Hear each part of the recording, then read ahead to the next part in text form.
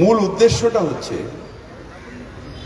আমরা কলকাতা কর্পোরেশন রাস্তা তৈরি করি, আমরা জল সরবরাহ করি, আমরা প্রয় প্রণালী তৈরি করি এবং যাতে জল না জমে সেটা দেখি, আমরা রাস্তার লাইট লাগাই যাতে অন্ধকার কলকাতা না থাকে, আমরা আমরা আরো অনেকগুলো কাজ করি। কিন্তু সব থেকে ইম্পর্টেন্ট কাজ হচ্ছে কলকাতায় যাতে সবুজ থাকে, কলকাতায় যাতে ফুলের মেলা থাকে, কলকাতায় যাতে মানুষের জীবন থাকে, সেই জন্যে আমরা গাছ তৈরি করি, পুষ্প তৈরি করি এবং মানুষকে সবুজ বাঁচাবার উৎসাহ দান করি। এটা আমাদের কাছে প্রধান কাজ। আমি রাস্তা তৈরি করে দিলাম, আমি লাইট লাগিয়ে দিলাম, আমি জল দিচ্ছি, কিন্তু কলকাতার মানুষ সিওপিডি পেশেন্ট, কলকাতার মানুষ হাঁপানি খাচ্ছে, তাকে ফুল দেখিয়ে লাভ হবে? সেই চ্যালেঞ্জটা কলকাতা কর্পোরেশন নিয়ে একটা নয়, দুটো নয়, আজকে শুধু আমফানের পর থেকে 50,000 গাছ লাগিয়েছে।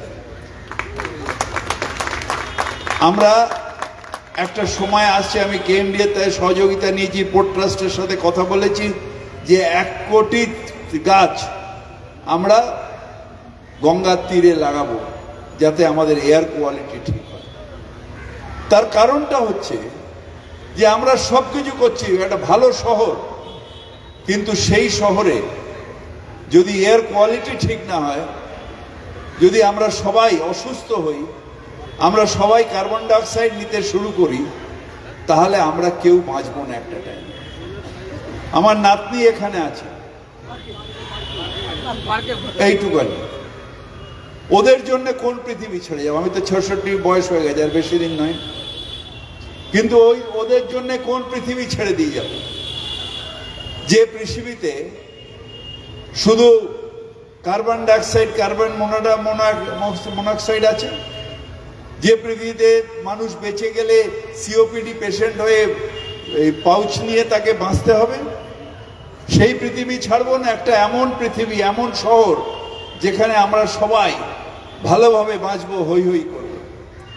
আমি যেটা সব সময় বলি, আমাদের অনেকগুলো জায়গায় আমি দেখেছি দেবার নেতৃত্বে পার্কস স্কোয়ার গাছ লাগাচ্ছে, দোকানের সামনে গাছ বলে একটু ফ্যান ফেলে দিচ্ছে, প্রমোটিং করবে বলে সেখানে যে গাছটা আছে রাত্রিবেলা অ্যাসিড মেরে দেওয়া হচ্ছে, কোনোটা কেটে দেওয়া হচ্ছে যে বন বিভাগকে বলছে 20টা গাছ তার বিরুদ্ধে লাগিয়ে দিলাম, বোকা বানিয়ে 20টা ছোট ছোট গাছ লাগিয়ে দিল, তার বড় গাছটা কেটে ফেললো, এবং তারপর ওই 20টা গাছও বেঁচে নেই। যখন কনস্ট্রাকশন ওইখানে শেষ হলো, ওই 20টা কেন সব গাছ মরে গেল।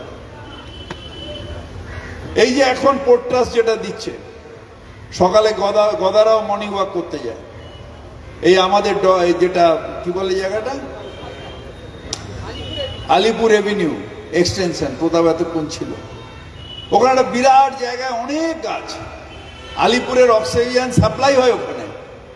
পোর্ট ট্রাস্ট সেই গাছ সেগুলোকে বেচে দিল, সেখানে বড় বড় কোম্পানি তারা সব একটার পর একটা জমিগুলো অকশনে নিয়ে নিল, তারপর সেখানে কেউ পাথর রাখছে, কেউ বাড়ি তৈরি করছে, কেউ সেখানে অন্য কমার্শিয়াল ইউজ করবে, আর আমার আলিপুরের মানুষ, আমার চেতলার মানুষ, তারা অক্সিজেনের অভাবে ভুগবে। এইটা হচ্ছে আমাদের কাছে সমস্যা। এই যে বাড়িগুলো হচ্ছে, সেই বাড়িগুলো করে অনেক টাকা রোজগার, কোটি কোটি টাকা রোজগার হচ্ছে, ভালো ফ্ল্যাটে তারা থাকবে কি ভালো বাংলোয় থাকবে, তার জন্য ছেড়ে যাব আমরা ছেড়ে যাচ্ছি ওদের জন্য, ওই বাচ্চাগুলোর জন্য, আমার নাতির জন্য, আমার শিশুদের জন্য যাচ্ছি।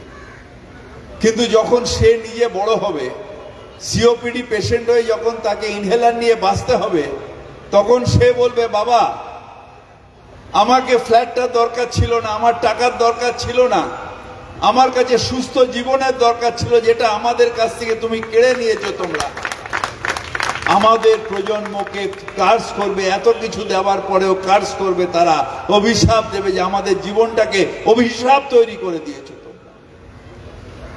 তাই শুধু কর্পোরেশনের গাছ বাঁচানোর আন্দোলন নয়, এই মেলাগুলো করে তার মাধ্যম দিয়ে সচেতনতা তৈরি করা যে গাছ বাঁচাবেন কর্পোরেশনের জন্য নয়, কারোকে দয়া করার জন্য নয়, আপনার জন্য, আপনার বাচ্চাগুলোকে সুস্থ রাখার জন্য গাছ বাঁচাতে হবে, না হলে তার আজকের শহরে আর কিছু হবে না। হ্যাঁ, আমাদের শহরে অসুবিধা আছে, বোম্বেতে, চেন্নাইয়ে তাদের বিরাট করে সমুদ্র আছে, তাদের যে এয়ার সেটা ডাইলুটেড হয়ে যায়, হয়ে গিয়ে ফ্রেশ এয়ার আসে সমুদ্র থেকে। আমাদের আর দিল্লির প্রবলেমই হচ্ছে যে আমাদের হাওয়াটা এখান দিয়ে হাওড়ায় যায়, হাওড়ার থেকে ফিরে এখানে আসে। আমাদের কাছে করা নেই, পুরোনো গাড়ি দিয়ে আমরা চালাচ্ছি, ভোঁ ভোঁ করে কালো ধোঁয়া বেরোচ্ছে। আরে কার ক্ষতি করছো? নিজের বাচ্চাটাকে গলা টিপে মারছো তুমি, কালো গাড়ি ধোঁয়া দিয়ে যাচ্ছ আর আরাম করে বসে যাচ্ছ, বাচ্চাটাকে হত্যা করছো তুমি। তোমরা সবাই মাস কিলার হচ্ছে তোমরা, যারা গ্যাস চেম্বার তৈরি করছো এই শহরটাকে। তাই আপনাদের সহযোগিতা, একটা একটা করে যদি মানুষ সচেতন হয়, তাহলে একটা সময় আসবে যখন আমরা সবাই সচেতন হব, আর এই ছোট্ট বাচ্চাগুলোর জন্য একটা সুন্দর শহর, একটা সুন্দর পৃথিবী রেখে দিয়ে যেতে পারবো। তাই আসল পুষ্প মেলা দেখুন, শুধু দেখুন না, দেখার পরে অঙ্গীকার নিন যে এই গাছগুলোকে বাঁচানোর দায়িত্ব আমার। আমি ধন্যবাদ জানাই দেবলীনাকে, অনেকে ফুল কেটে ফুলটাকে দেয়, দেবলীনা একটা করে সুন্দর টব দিচ্ছে ফুল শুদ্ধ, যাতে সেই টবটা রেখে একটা গাছ অন্তত আমার বাড়িতে থাকে, সেই প্রতীকটাও করে দিয়ে গেছে।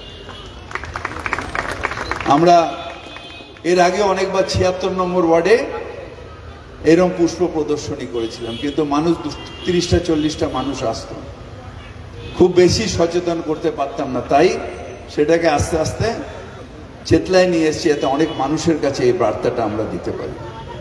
আপনাদের সকলের কাছে আবার আন্তরিকভাবে শুভেচ্ছা জানাই, এবং এই যে সবুজ বাঁচাও আন্দোলন, তাতে সবাই মিলে আমরা সৈনিক হই, এই আহ্বান জানিয়ে আমার বক্তব্য রাখছি। নমস্কার।